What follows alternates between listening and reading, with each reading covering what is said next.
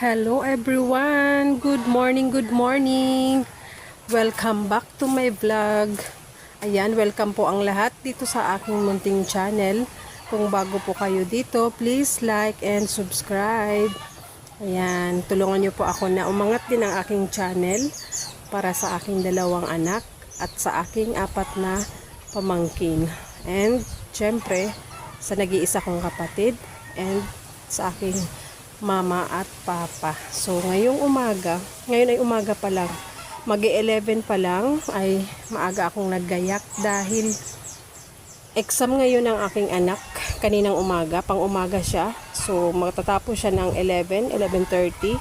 So, ang aking dalawang pamangkin ay panghapon ang exam. So, ihahatid ko sila and susunduin ko ang aking anak. So, sana okay na yung pakiramdam niya kasi kagabi napuyat kami. Binantayan ko siya hanggang makatulog dahil grabe yung ubo niya and medyo hinihika. Hindi ko malaman naman ang dahilan kung dahil sa allergy o talagang humina lang ang kanyang immune system. So, si mama at si papa andun na sa bahay ng aking kapatid. Nauna na, dito lang si mama nagluto. Then, dinala na yung food doon dahil yung dalawa kong pamangkin ay papasok din ngayon ng ngayong tanghali. So, tara, tayo ay maglakad na. And start na naman tayo mag-vlog. Kaninang umaga, naghatid ako sa aking anak at nag-deliver ako ng sitaw doon sa palengke sa San Jose. Merong doon, tindahan yung classmate niya. So, doon ako nag-deliver ng sitaw. And hindi na ako nakapag-vlog kasi nga nagmamadali. And ang daming iniisip kanina. So sabi ko mamayang hapon na lang dahil medyo maganda ang ganap. And hindi rin kayo magsawa sa aking vlog na paulit-ulit na gano'n naman talaga pag daily life vlog. Syempre kung ano ay yung araw-araw na ginagawa, halos paulit-ulit lang. Diba? Yung damit lang ang naiiba. So ayan. Tara na. Tara na. Dinalhan ko siya ng jacket kasi sabi niya dalhan ko daw siya ng jacket kasi giniginaw siya.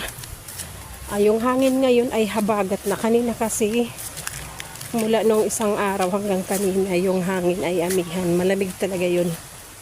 So ngayon ay ayan, hangin habagat na. So ibig sabihin tag-ulan na naman sa Katagalugan. Ayan. Tara na. Dito na ako nag-entro para buwelo tayo mag-entro. Ayan ang aking sombrerong yamanin at nakakaganda. Saan? Dakol-dakol coconut? Bukunat? Anak ng pinsan ko. Kumukuha ng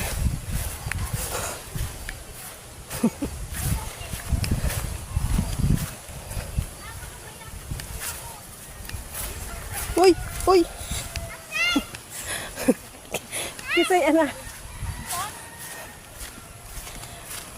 Kabuntot yung aso. Mga aso ko turog, barasog. Ayan ako.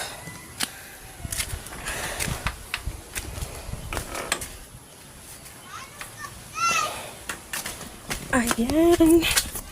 Ayan ang aking sombrero. Regalo ng aking kapatid. Nakakaganda. Nakakaganda at mukhang yayamanin. Sa sombrero lang. Char lang. So, dito na tayo sa kalsada. Dito nga ako dadaan sa tabi-tabi. Sana nakakain na yung dalawa.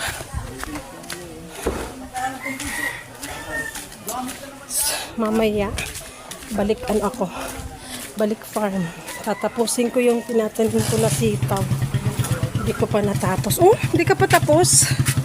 Pero nakaligo ka na ya? Dali obvious ba? Oh, dali na.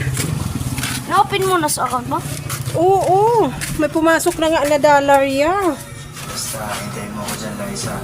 See you. Promise, pag malaki-laki na. Jabi na, Jabi.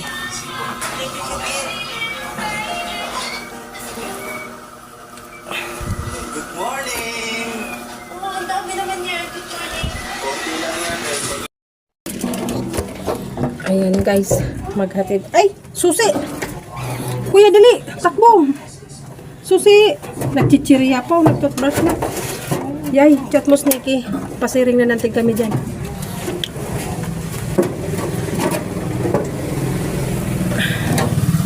Ayan ang passenger ko today. Kanina pa Sneaky pala. Hindi ko napansin ang chat.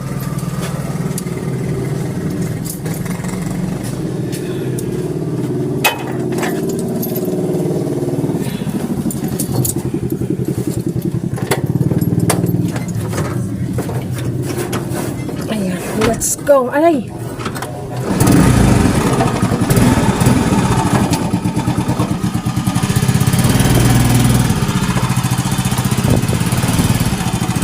We're going to the zoo.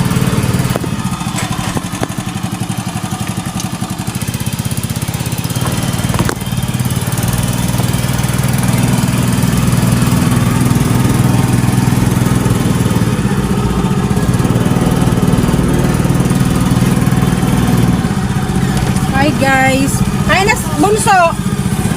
Anong klase ni Bunso? Agahan? All day.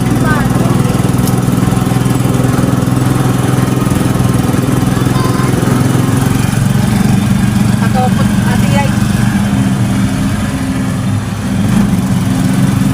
Okay na. Ayan guys, super traffic. Ako, inaop pa kaya si tricycle. At least ako nasa gilid. Hinihintay ko na lang yung aking anak. Mali yung ano nung kong isang tricycle eh. Gubit na. Pag ganito kasing ano, rush hour, dapat igilid ka. Ito namang isa, sumalubong. Ayan. Nagsalubong kasi yung mga nagsipaglabasan. Wala kasing ano yung interval nung labas ng estudyante. Sana yung panghapon alaon na dapat ang exam para hindi na magsalubong dito sa ano, ang liit ng kalsada. Sana may pahingang ano, may pahingang isang oras para mabakante yung kalsada. Lahat nagsalubong. Palabas tsaka papasok.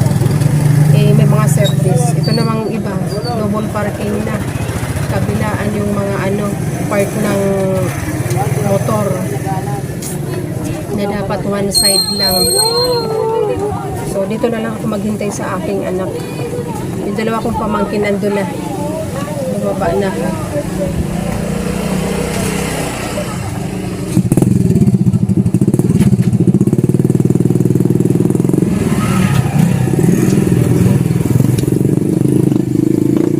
Sana kaya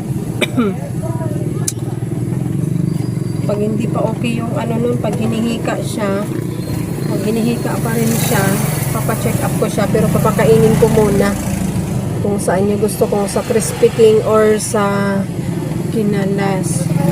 So kailangan kasi makainom siya ng gamot. Nagagalit na yung nagagalit yung tatay kasi yung pusa nga, yun naman talaga ang nakaka-trigger sa kanya. Sa totoo lang, wala siyang hika. Mula nung bata, walang asma ang anak ko. Kaya lang, allergy siya sa pusa. Ito naman kasing anak ng pusa namin. Mga natutulog sa higaan namin. Yung paghihiga ka na, kung di ko buksan ng ilaw, andun pala sa katabi ng anak ko.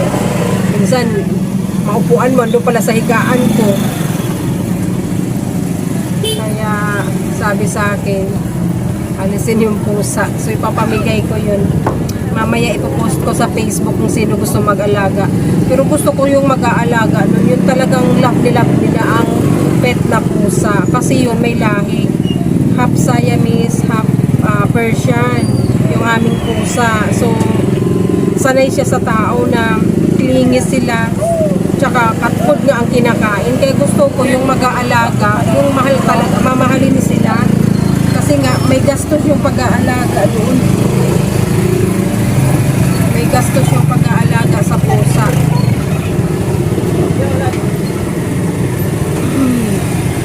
Sana bang hinihintay ko? Wala pa. Tawagan ko nga. Nakitang dumaan yung dalawa niyang pinsan.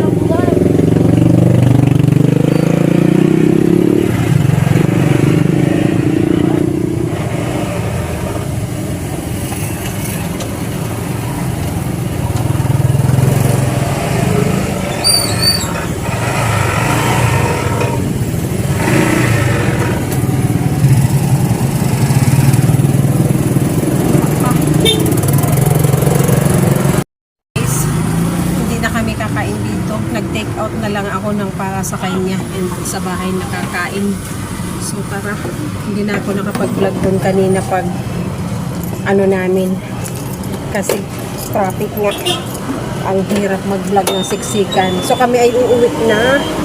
Ay, bibili pala tayong gamot. Diretso muna tayong pharmacy.